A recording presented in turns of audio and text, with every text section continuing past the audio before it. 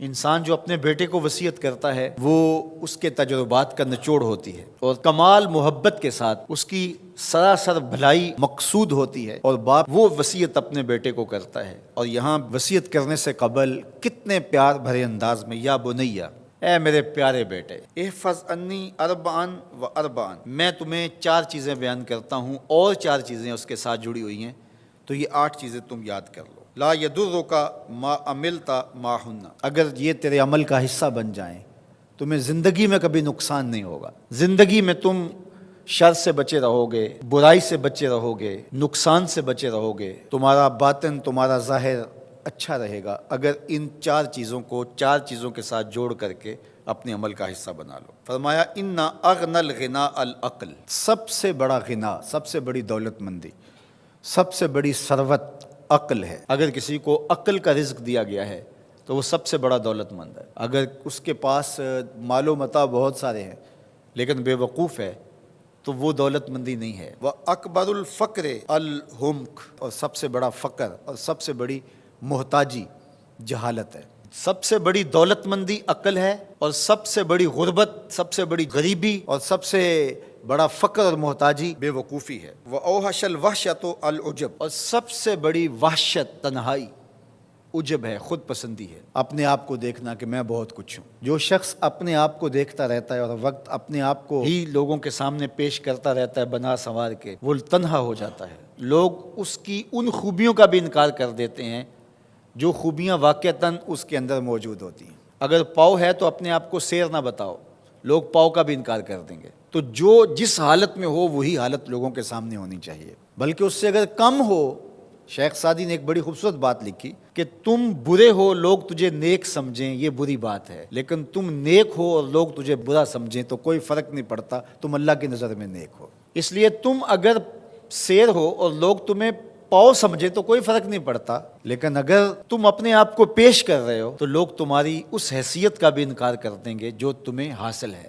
وَأَكْرَمُ الْحَسَبِ حُسْنُ الْخُلُقِ، سب سے اچھا جو حسب و نسب ہے وہ کیا ہے؟ میں فلاں ہوتا ہوں، میں فلاں ہوتا ہوں، میں فلاں کا بیٹا ہوں، فلاں قبیلے سے میرا تعلق ہے، میرا باپ بڑا امیر کبیر تھا۔ اپنا حسب نامہ اس طرح لوگ پیش کرتے ہیں، مجھے جانتے ہو کہ میں فلاں ابن فلاں ہوں۔ سیدنا علی المرتضیٰ فرماتے ہیں بہترین جو حسب ہے جو آپ پیش کرتے ہیں وہ کیا ہے؟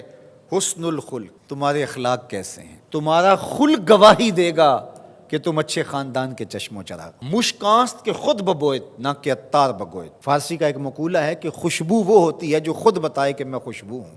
خوشبو بیچنے والا بتاتا پھرے ذرا سونگھ کے دیکھیے یہ بڑی اچھی خوشبو ہے، ذرا سونگھیے، کہا یہ بتانے کی ضرورت نہیں۔ حضرت علی المرتضیٰ فرماتے ہیں تمہارے خلق کی خوشبو سے لوگ سمجھ جائیں گے یہ کون ہے، تمہارے اخلاق اتنے اچھے ہوں کہ لوگ پہچان جائیں تم کون ہے۔ تو بہترین حسب و نسب کیا ہے؟ اپنے بیٹے حضرت امام حسن رضی اللہ تعالیٰ عنہ کو بتا رہے ہیں، مجھے بتائیے امام حسن سے بہتر نسب اور حسب کس کا ہو سکتا ہے؟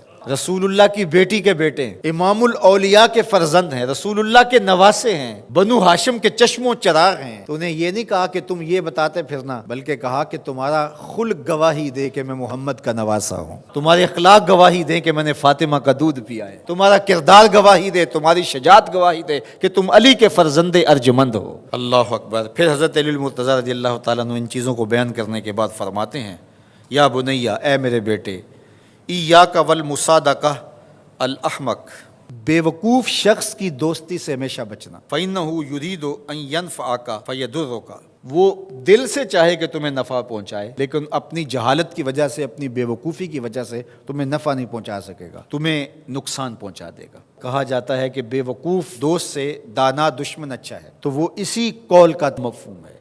آپ نے اپنے بیٹے حسن کو یہ نصیحت کی، یہ نصیحت پلے باندھنے، اور کبھی بھی جاہل اور بے وقوف سے دوستی نہ رکھیں، اس سے رویہ اچھا رکھیں، سلوک اچھا کریں، اس کے لیے خیر کا ذریعہ بنیں آپ۔ یہ مطلب نہیں کہ بے وقوف کو آپ سلام بھی نہ کریں، لیکن دوستی اعتماد آپ اس پہ نہیں کر سکتے۔ وَإِيَّاكَ وَمُصَادِقَةَ الْبَخِيلِ، اور بخیل سے کبھی بھی دوستی نہ لگانا۔ فَإِنَّهُ يَبْعُدُ عَنْكَ أَحْوَجَ مَا تَكُونُ إِلَيْهِ، اس لیے کہ جب تجھے انتہائی ضرورت کا وقت آئے گا تو وہ تجھ سے دور ہٹ جائے گا، اور تو اس پہ توقع لگائے ہوئے ہوگا کہ میرا دوست ہے اور اوکھے ویلے میرے کام آئے گا، لیکن اوکھے ویلے وہ کام نہیں آئے گا۔ تو بخیل سے دوستی کا رب نہیں رکھنا۔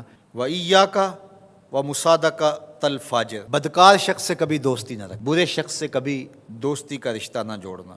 فَإِنَّهُ يَبِيعُكَ بِالطَّافَةِ، جو فاسق و فاجر ہے، برا شخص ہے، بدکار ہے، اس سے دوستی نہ رکھنا، اس لیے کہ وہ بہت تھوڑی قیمت میں تجھے بیچ دے گا۔